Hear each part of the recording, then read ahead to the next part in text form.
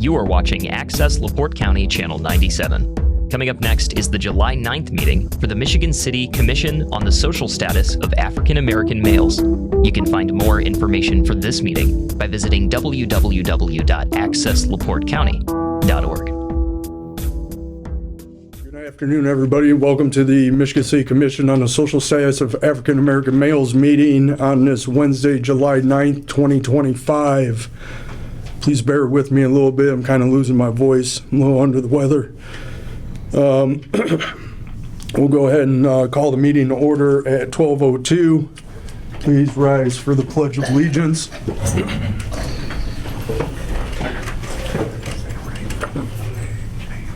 I pledge allegiance to the flag of the United States of America and to the republic for which it stands, one nation, under God, indivisible, with liberty and justice for all. Next on the agenda is roll call. Stacy Bennon, Stacy's had In Florida. some family stuff to take care of. Nick Pollock, Present Kenny Fly, is no longer, he resigned from the board. Pastor Dwayne Hurt, Present. Pastor Robert Johnson, Present. Mike Jones, Did he respond? Danny Armstrong, Present. Walter Cox, Present. Willie Millsap, Present. Fay Moore, present, Taylor Tillman, Quayla Cooper, She's was gonna get on Zoom. So, but is she on yet? nope, I doesn't. don't see her yet. She's at work right now. She says she's gonna take her break around this time and get on Zoom. Michaela Smallwood, Micaiah, he's on Zoom. Micaiah, Joseph Nelson, Present. I think I just heard him say present. we have a quorum. Yeah, Kamisha. We have a quorum. Kamisha Williams. Oh, who got on? Oh, I'm sorry. Kamisha Williams. President. So we really have a quorum now. All right. Next on the minutes was the approval for last month's meeting minutes, which I have not received yet. So we'll go ahead and table the approval of June's minutes to our next meeting. After that is the treasurer's report, which everybody should have received a copy of. Yeah, the treasurer's report is on the table. April the 30th, 2025, there was no activity. We had $3,370.94. And July 7th, 2025, no activity. So we have $3,370.94. Can I get a motion to approve the treasurer's? So moved. Second. I got a motion and a second to approve the treasurer's report. Are there any questions on that? Seeing none, I'll move the vote. All those in favor signify by saying aye. Aye. Any opposed? Ayes have it.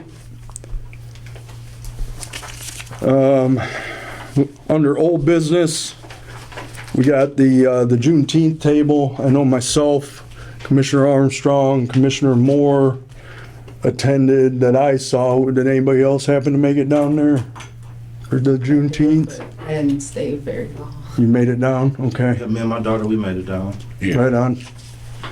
There's a lot of people down there. I had a little bit of interest coming to the table while I was there. The candy and the popsicles seemed to help. Did anybody else have any input from that?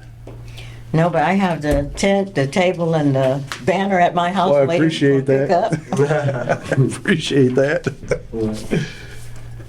No, okay. All in all, I think it was a good thing just to be seen out in the public for the commission. Also under old business, we had the Midnight Hoops, which started this month. We do have a table with our donation that we made. Let's see if I got the dates on that.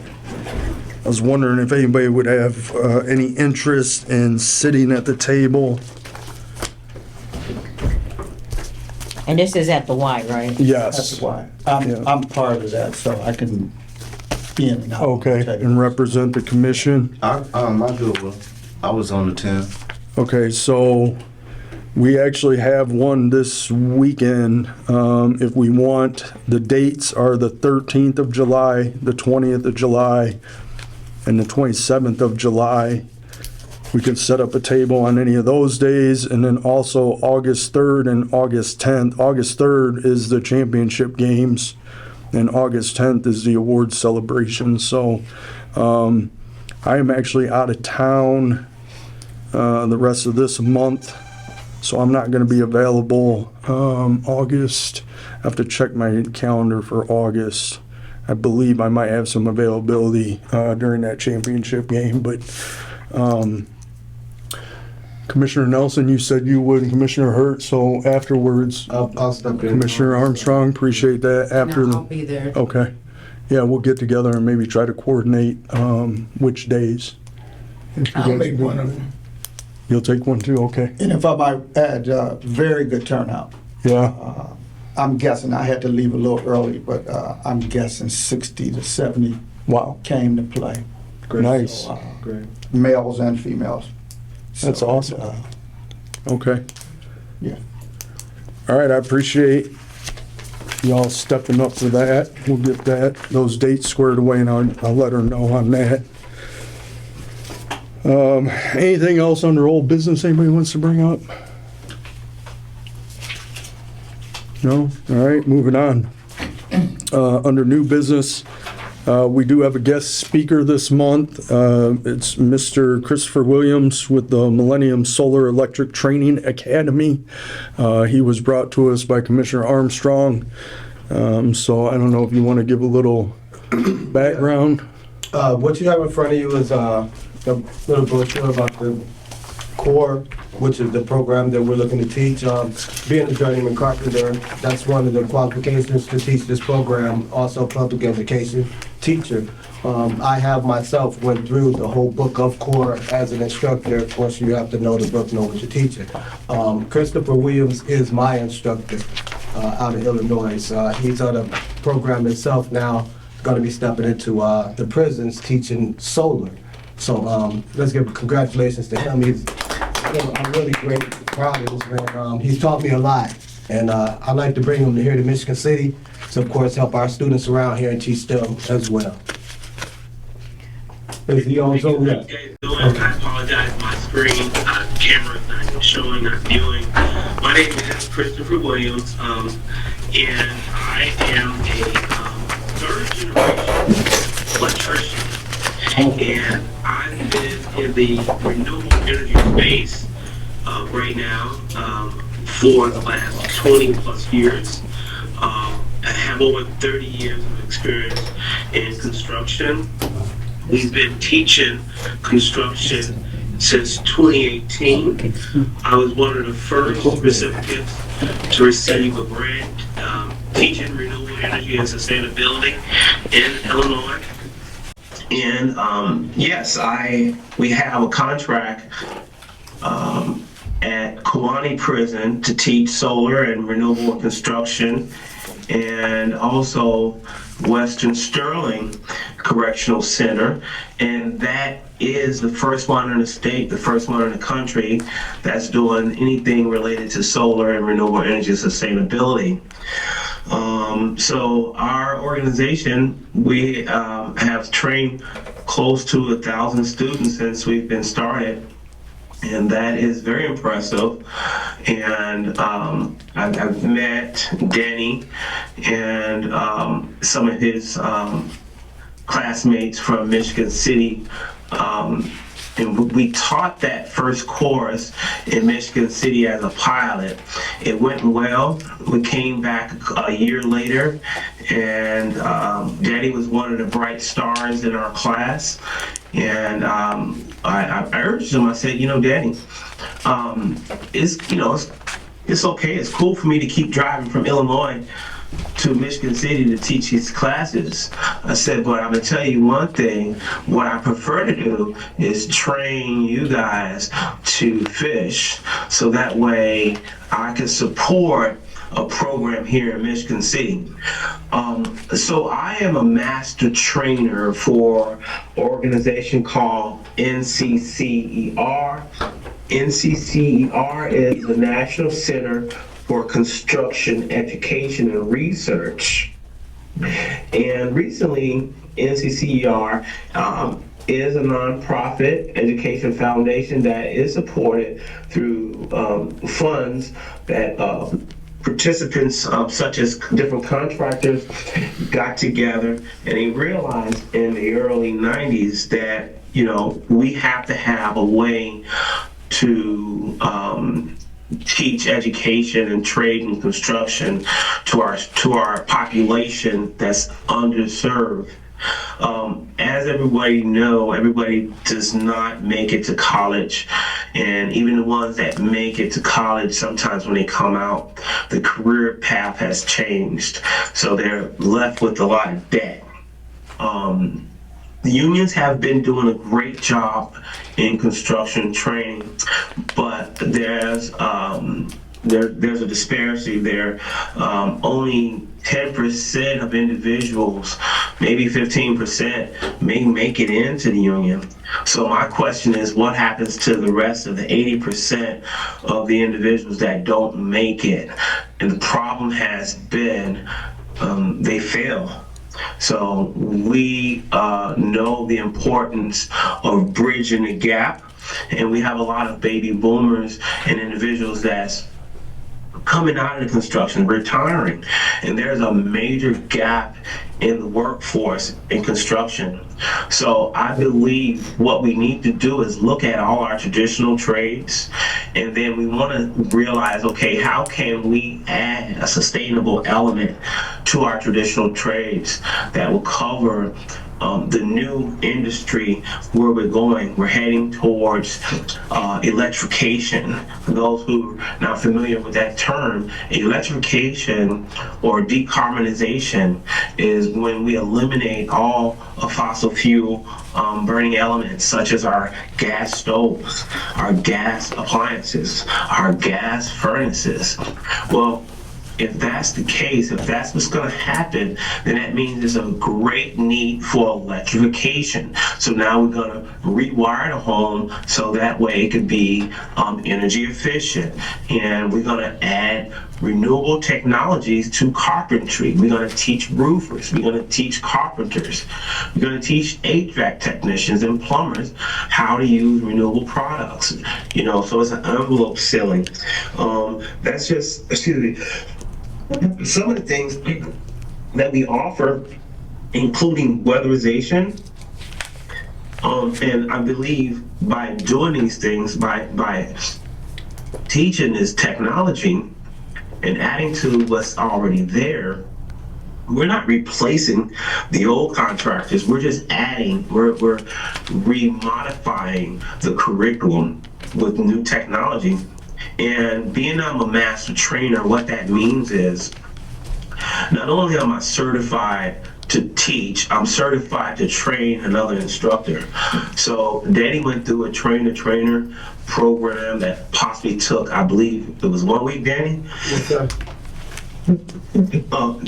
1 to 2 weeks of training, got these individuals ready to teach their career that they're already trained in. We're not making carpenters, we're making carpenters become an educator, a trainer.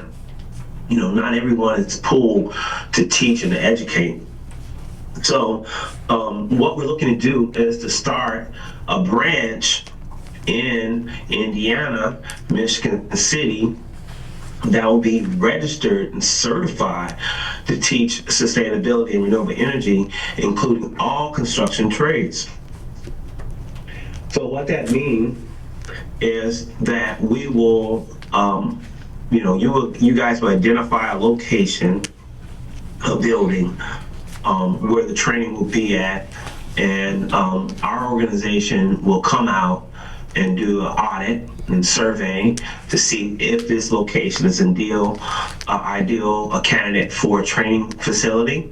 There's a few criteria we look at: the capacity of the area, of the room, Is there a location to store the tools? 2 forms of exits, wheelchair accessibility, et cetera, et cetera. So once we identify that you have the ability to do the training, we will register that location as a training unit. And then at that point, you would identify the candidates that you feel fit to train. We will interview those individuals. We'll submit their documents to be approved and through resumes. And it's a minimum of 2 years of technical experience as a journeyman or a master in their field. And then we'll certify them and teach them all the curriculum. All the books will be ordered from us.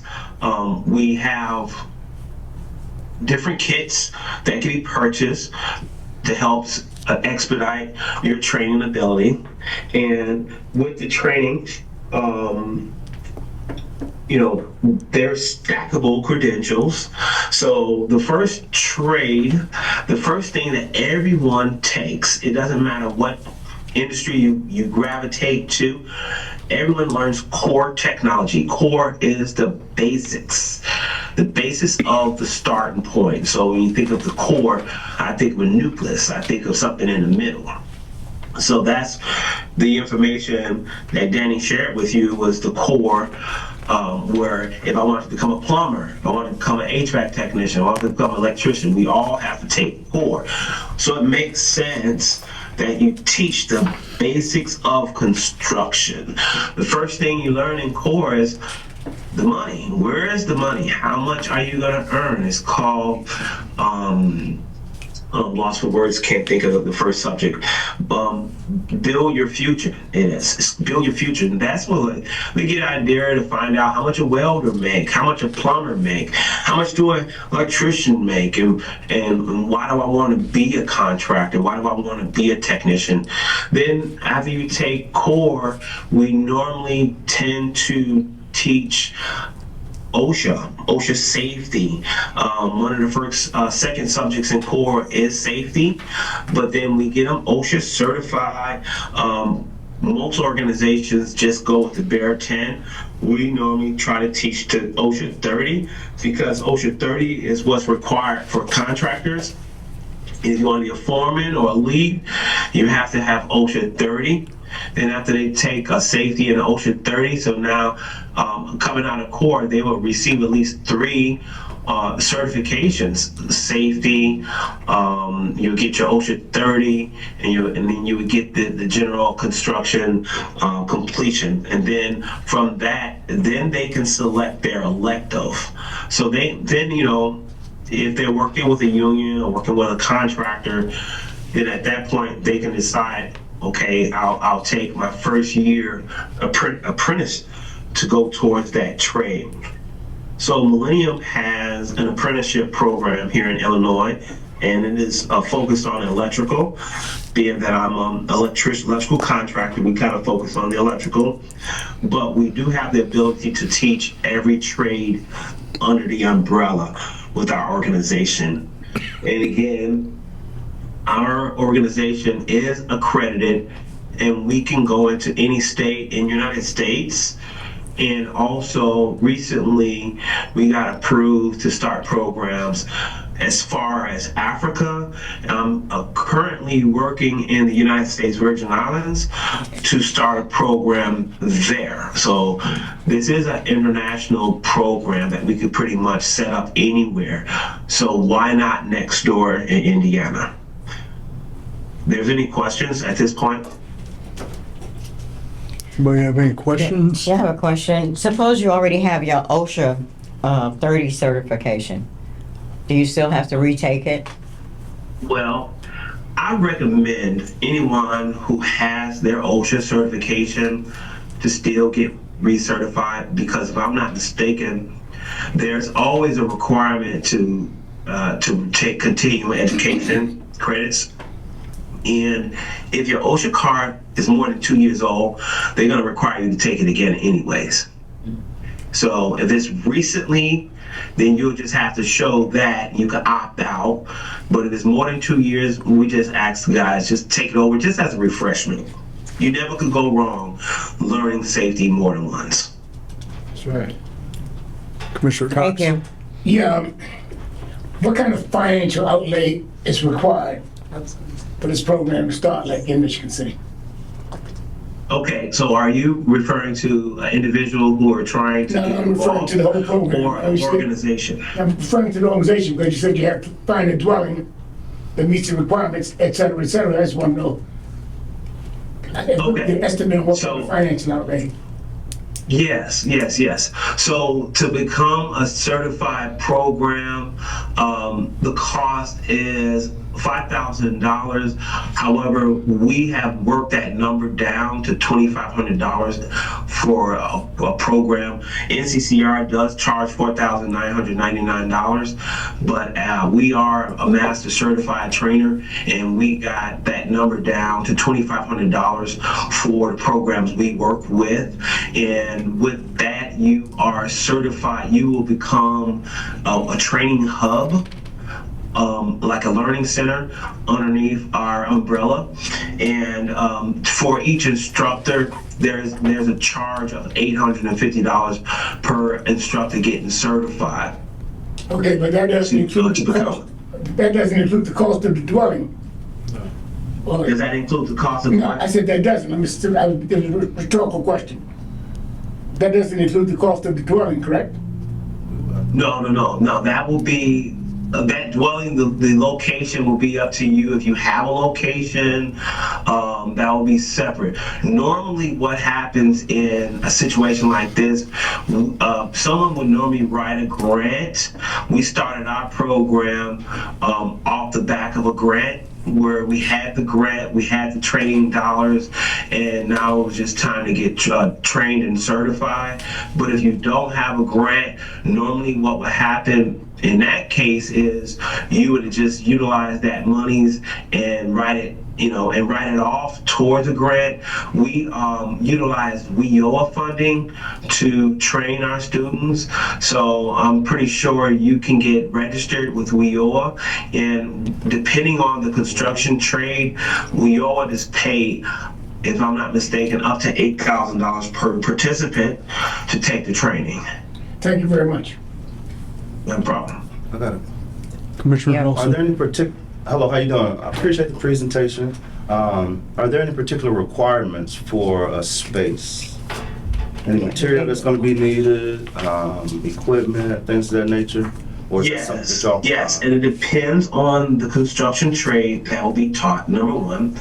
So the requirement is about 3 feet per person, roughly about 30 inches. But you know, if you want to look at it from the perspective of COVID, right? It was always a 3 feet clearance. So we need 3 feet per person within the location. That gives them elbow room and enough room for the next person to sit without having a problem.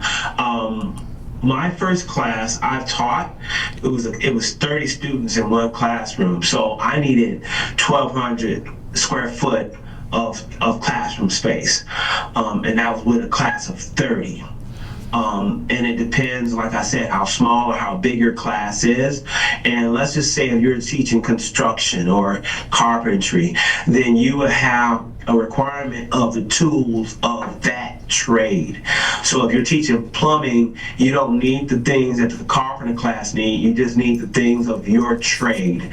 And there is a list of recommended tools, and then as long as you have a location to lock them up, like a lockbox, and you have, of course, PPE, which is your hat, your hard hats, safety glasses, footwear, and your gloves, that will be required for every program to have PPE, but the tools will be customized according to the construction field.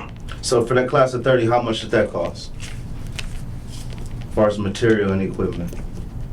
Well, you would have to do the math. That will depend on, are you buying professional grade tools like DeWalt, Milwaukee, or we're just trying to get the first one done on a low budget and we decide to go to Harbor Freight.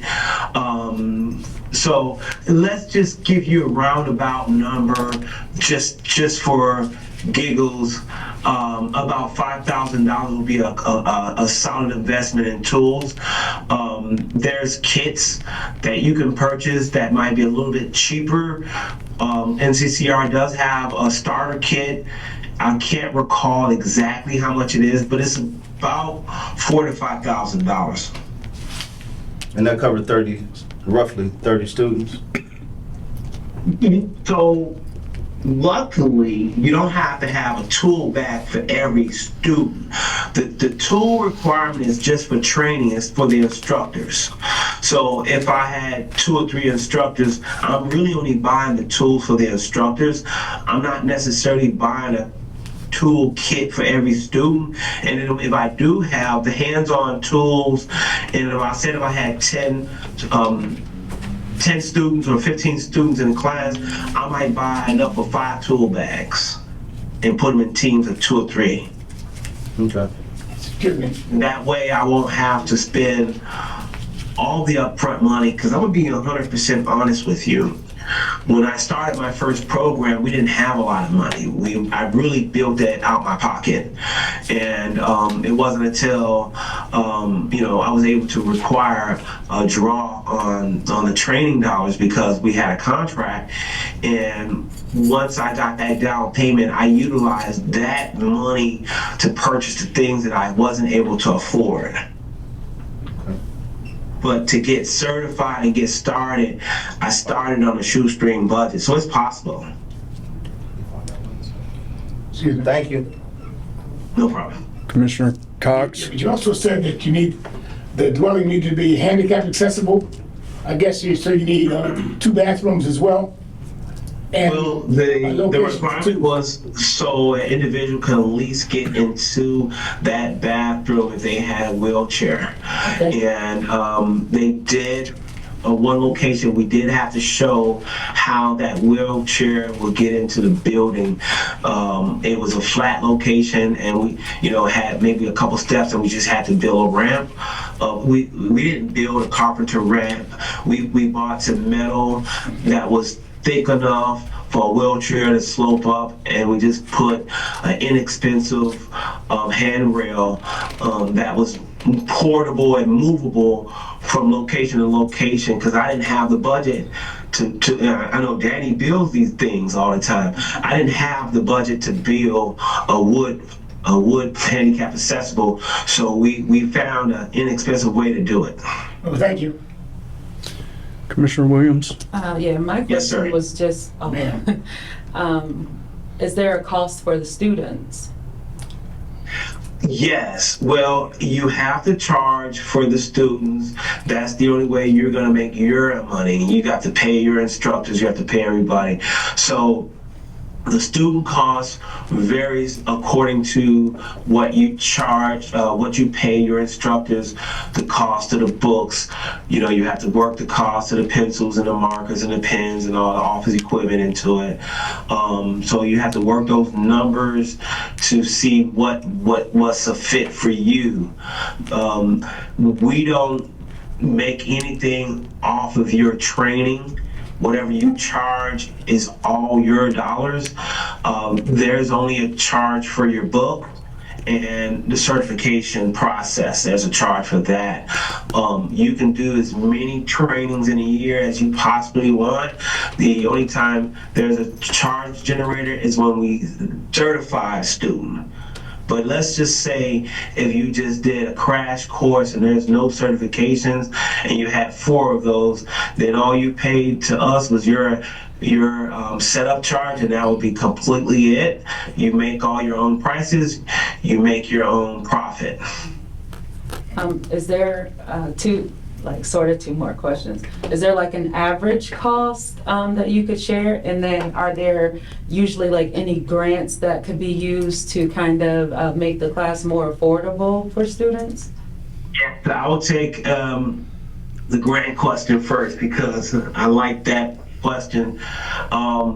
When I first got started, I was a newcomer to the grant conversation, so I had to work with a few larger nonprofit organizations, and they wrote the grants. And once they received the grant, then they hired us just to do the training. And that worked for several years. As a matter of fact, we did that for 4 or 5 years running, where we had nothing to do with the grant.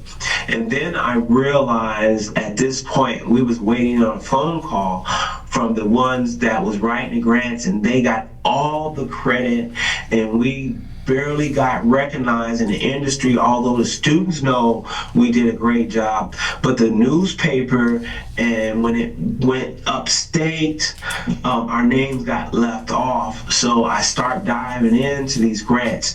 So to answer your question, yes, there's a ton of money right now for educating, training in sustainability, renewable energy, technology, trades, you name it, EV, infrastructure, as a matter of fact, the EPA, that's where you want to start at. There's a lot of EPA grants for training. Go to the DCEO, that's where I respond to most of my grants at. And if you guys ever looking at this energy space, Solar for All went across to every state. It started in Illinois and it got approved from the federal. And I just took a vacation in the Virgin Islands 2 weeks ago, and I was talking with the energy company there, and they let me know they got $80 million of Solar for All money from United States. Well, guess what I done? Immediately I started registering myself as a contractor in the Virgin Islands, and we started having a conversation about training dollars. No one's out there doing training. Everyone's out there putting up solar and putting up EV and putting up all these generators and stuff, but they weren't hiring the locals. And the problem were, if you're not hiring the locals, the money's not staying in the economy. So in order to solve that problem, we have to have training. So that's why I was able to tap in to the U.S. Virgin Islands on the training, because no one's out there teaching it. But all these contractors from other states is down there living a life. So yes, there is a lot of solar dollars, renewable energy, construction dollars. Another place you would want to look is the apprenticeship. There's apprenticeship dollars, pre-apprenticeship and apprenticeship dollars.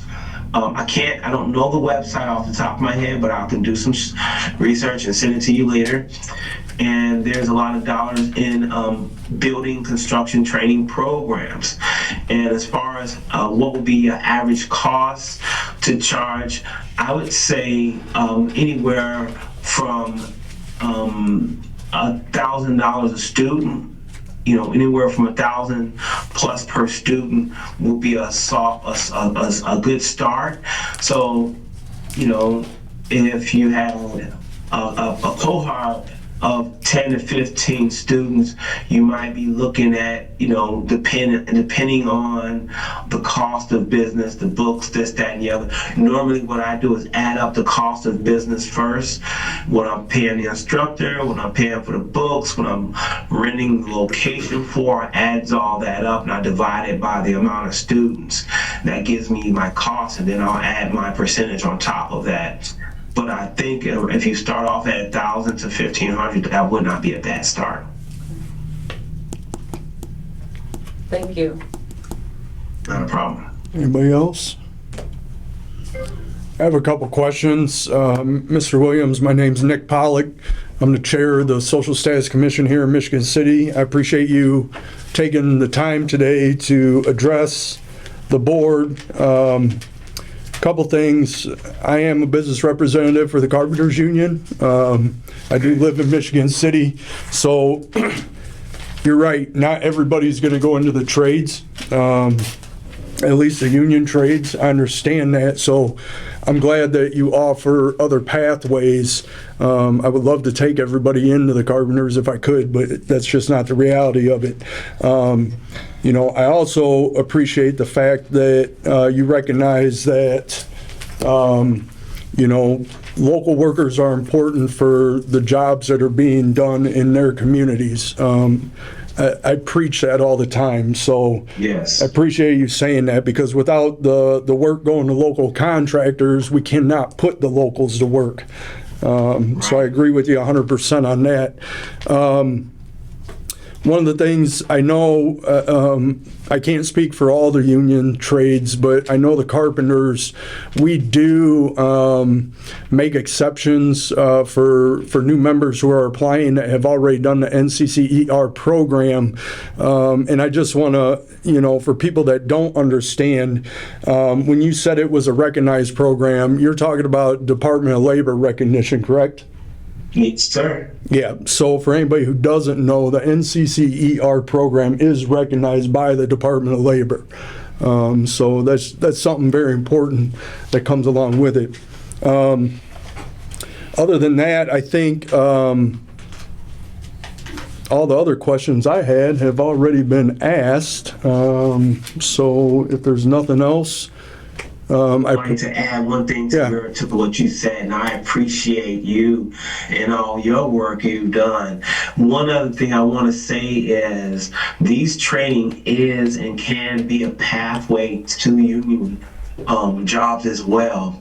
We are working out with our local out here to be recognized as a pathway, and what I mean by the government is a lot of the individuals who may try to get into construction, sometimes this is, believe it or not, we have a lot of older adults that want to get into construction, or individuals that may or may not have completed high school, or maybe, you know, their reading level wasn't that high, or their, you know, grade point average was kind of low, and they're on a TABE 8 versus a 12 or 14.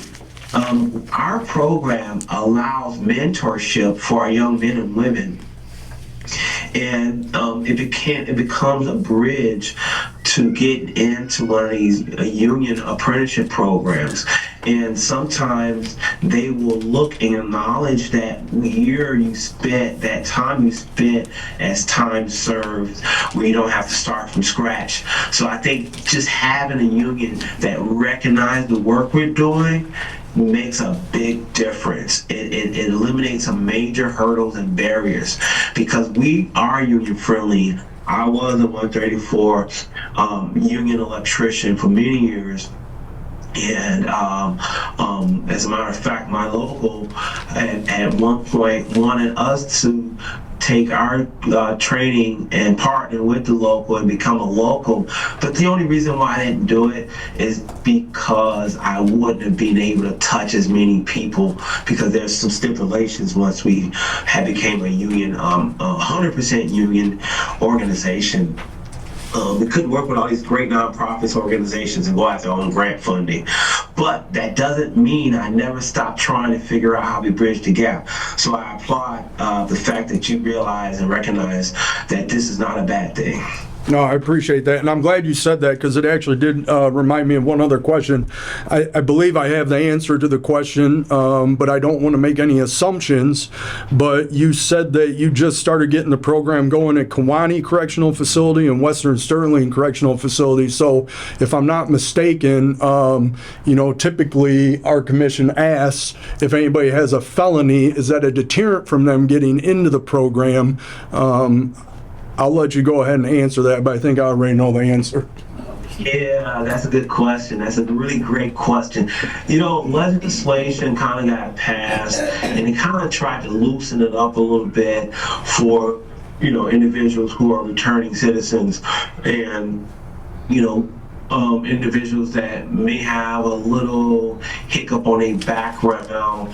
I think the rules even changed, but now you can't even ask a person have they been in jail. But yeah, so we look at serious offense, and that means prevent you from getting hired on a serious offense. But minor offense, we definitely want to give an opportunity for an individual to reform their life. So I never looked at my program as a second chance program, but after I sat back and looked at the work we did, I said, I'll be damned. I never said to myself, hey, I want to teach the hardest individuals out there.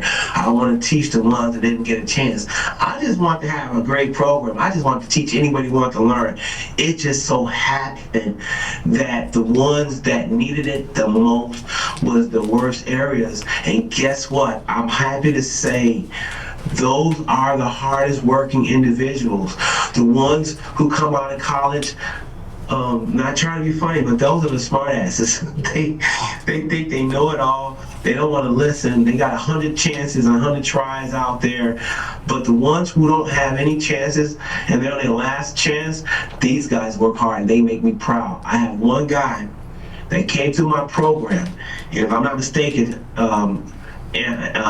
Danny, Shelby Kirtland helped train you guys, and he had came out of prison. Yeah. And right now, Shelby Kirtland is working at Lewis University teaching solar, making $100 an hour. Yeah. That's great. I couldn't agree with you more. Couldn't agree with you more, so. There you go. So yes, when I pushed them harder than anybody.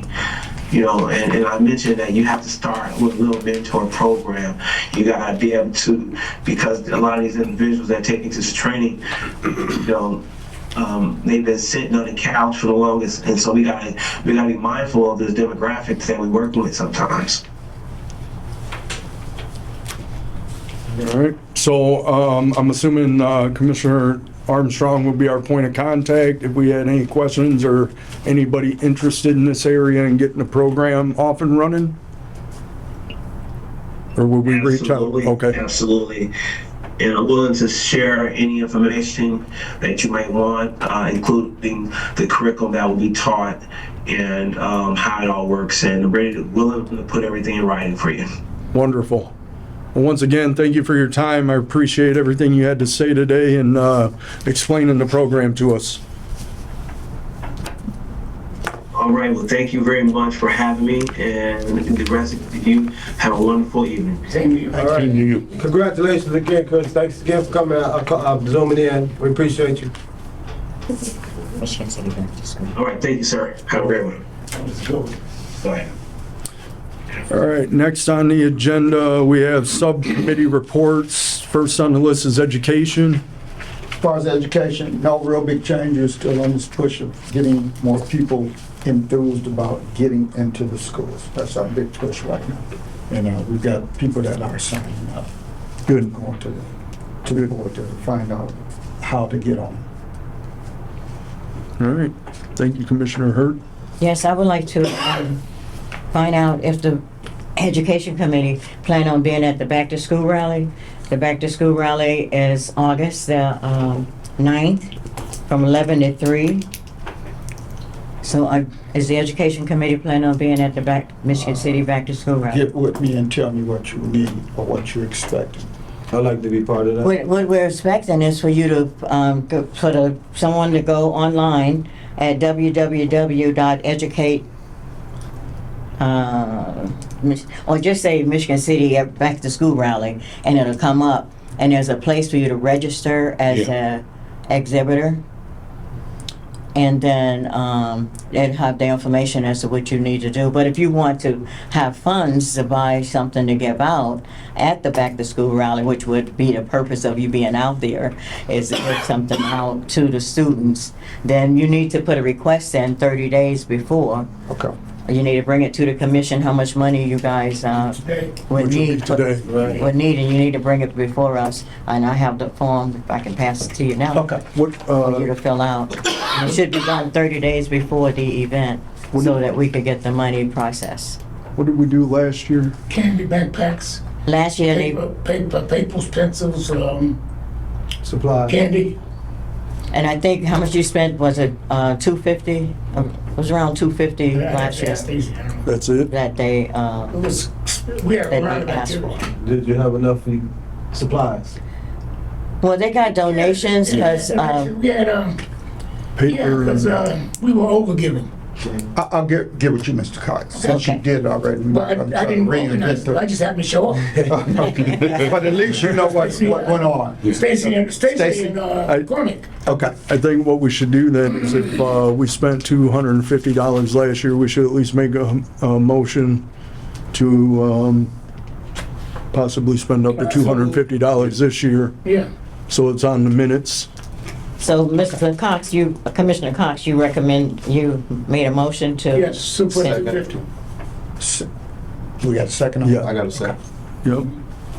All right, so I got a motion and a second to spend up to $250 on the Michigan City Back to School Rally, just like we did last year. Any questions on the motion? With not seeing any, we'll go ahead and proceed to vote. All those in favor signify by saying aye. Aye. Any opposed? All right. A fake question. He's part of the commission, so we're gonna have a table there, so he's already registered per se. No, we're not registered. But we're not registered? No, you don't, get it's not an automatic thing. Right. Every year. So You have to go through the online, you have process to and- register Gotcha. and Okay. say that you're gonna be there. That's what you're saying, get on the website with back to school. Right, right. And register. Okay. All right. Next, under subcommittee reports is health. We are revamping the health package. We got some new individuals that's coming on board. I think in the next meeting we will release some programs that we will be putting in place because now we done find out from the National Health Department that they got this new COVID shot that's coming out in October. And we are going to be putting information concerning that, concerning the new initial for COVID for this year. Wonderful. Thank you, Commissioner Johnson. Next will be employment. Commissioner Chair. Millsap. Commissioners, this month I have the most current hiring list through Work One, which is located at 317 Detroit Street. If you refer to the document, the last 6 vacancies, 4 of them are, 1, 2, 3, 4. Yeah, 4 are from Howmet, and there's 2 from Accrete Casting in LaPorte.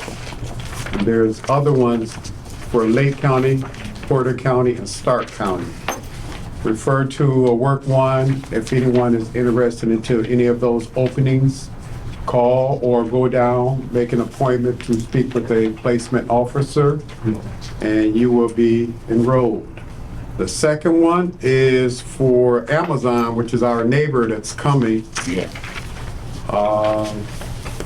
They have numerous openings, and if you refer to the document on the bottom of it, there's a QR code.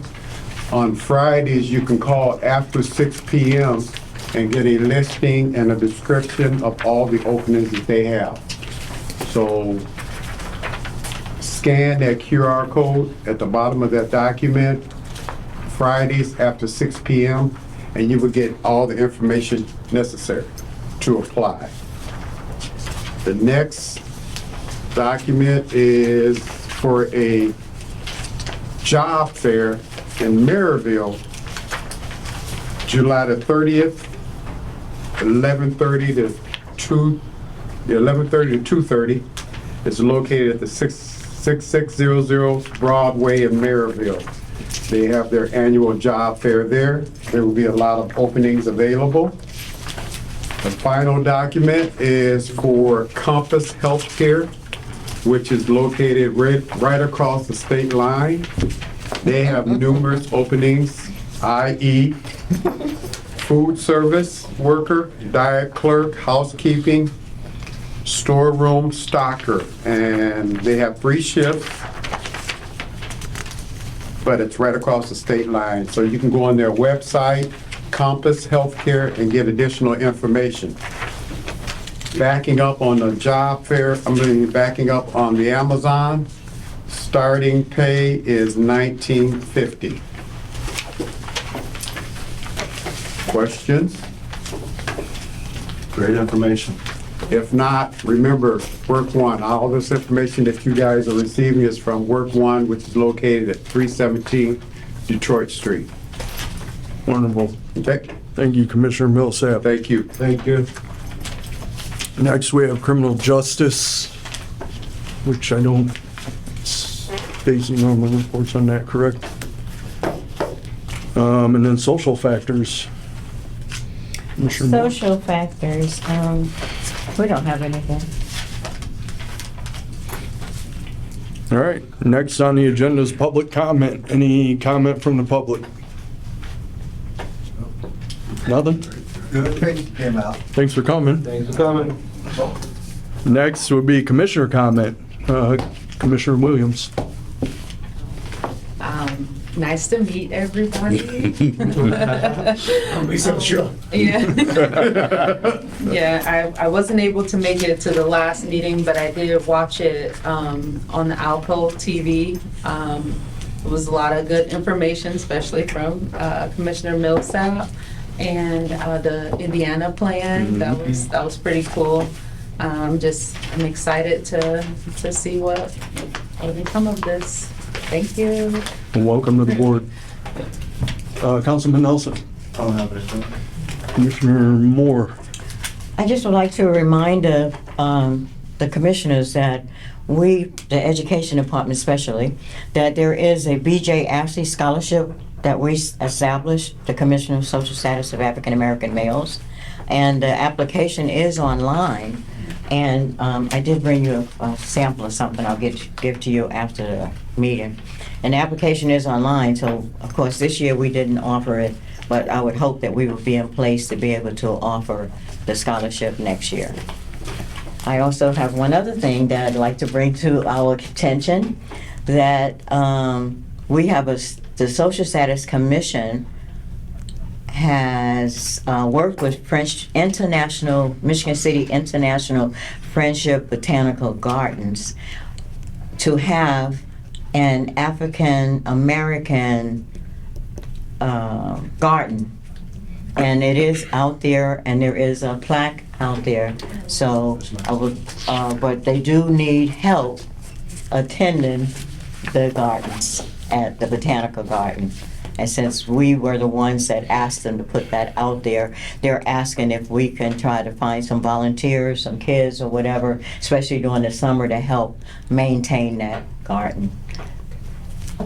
How will we go about doing that? You got some contact information or? Just call the Friendship Garden. So if you go up there, as I have, and you go to that little shack, office, they will direct you to it. I've been out there, I've seen it, it's beautiful. Yeah, so, and they told me just, whatever you can do, that was, I don't do nothing in the garden. Yeah, all I can do was go look at it. I had a good look. Yeah, so you could talk with Rima Biner is I guess the director of the place or whatever, but if you call and ask them what's the best time to come out to work the garden or whatever, and what do you need to bring to work the garden, they'll let you know. What was that name? You said Rima? What was that? Biner, Binder. If you call the office, normally she's the one that answers, or but if you just Google and the garden and then ask to speak to whoever's in charge of helping with the garden. Most of them are volunteers that work the garden. Awesome. That's it for me. Thank you, Commissioner Moore. Commissioner Johnson. No, I have no comment. Commissioner Hurd. Welcome, Ms. Williams. Yes, Thank you. Yes. Commissioner Millsap. I agree, welcome aboard. yes. My comment is, Michigan City, we're just now getting over 4th of July, which is one of our biggest holiday in our community. Lots of visitors coming into our community, and we got out of it with very, very few incidents, emergency incidents. So I would like to applaud our emergency service personnel, i.e. fire department, police department, EMS, for getting us through.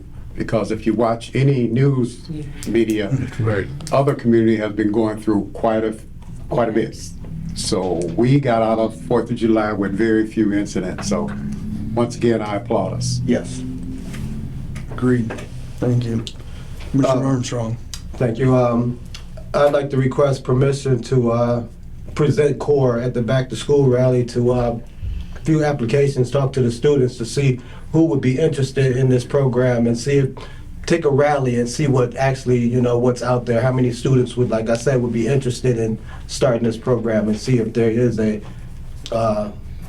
pursuit for this, you know, in the Michigan City area. Because like he said, not everybody wants to go to college, but let's just see how many students are interested. No, I Back agree. to school rally would be a great time to present this. Yeah, it should be a springboard. Yeah. Yes. So, yeah, that would be excellent for the education. Yeah, absolutely. It kind of goes along with the Indiana plan and not having that many candidates at first. I know we've had some interest from other people in the community pushing the Indiana plan, trying to get enough signed up so we can get it going, but I think that's a great idea. Commissioner Cox. Nothing except welcome and thanks again to Christopher Williams. All right. I just want to say that our next meeting is scheduled for August 13th. And I will call the meeting adjourned at 12:57. Thank you very much. Thank you. Number 130.